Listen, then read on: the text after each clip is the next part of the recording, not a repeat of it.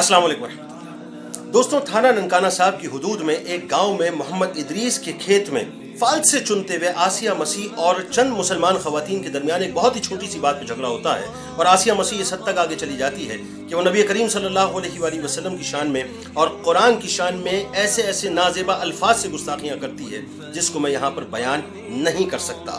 उसके बाद गांव में कोहराम मचता है, पंचायत बैठती है, उसको बुलाया जाता है और पहली मर्तबा आसिया मसीह पंचायत के सामने कन्फेशनल स्टेटमेंट देती है कि हाँ, मैंने गुस्ताखियाँ की हैं। उसके बाद फैसला ये होता है कि एक वफ्द मस्जिद के इमाम यानी मकामी मस्जिद के इमाम की मुद्दियत में जाएगा और थाना ननकाना साहब में इसके खिलाफ FIR कटवाएगा। उसके बाद बहुत रुकावटों के बावजूद ताज़ीरात पाकिस्तान दफ़ा 295C के तहत आसिया मसीह के खिलाफ FIR हो जाती है।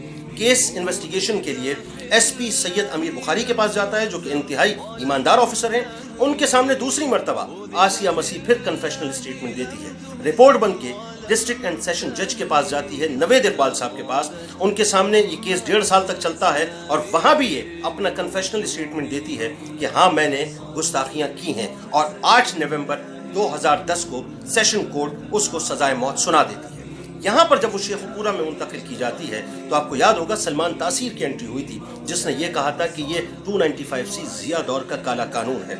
उसके 2-3 साल के बाद लाहौर हाई कोर्ट में एक बार फिर अपील दाखिल होती है। लाहौर हाई कोर्ट इस मामले को बहुत बारीक बीने से देखने के बाद उस फैसले को कायम रखती है, यानी सजाए मौत को बरकरार रखा जाता है। और आज बदकिस्मती से 31 अक्टूबर 2018 को सुप्रीम कोर्ट ने उसको रिलीज कर दिया। मैं सिर्फ एक बात आपसे कहना चाहता हूँ साहब, ये मसला सिर्फ आसिया मसीह का नहीं है, ये मसला 295C का है।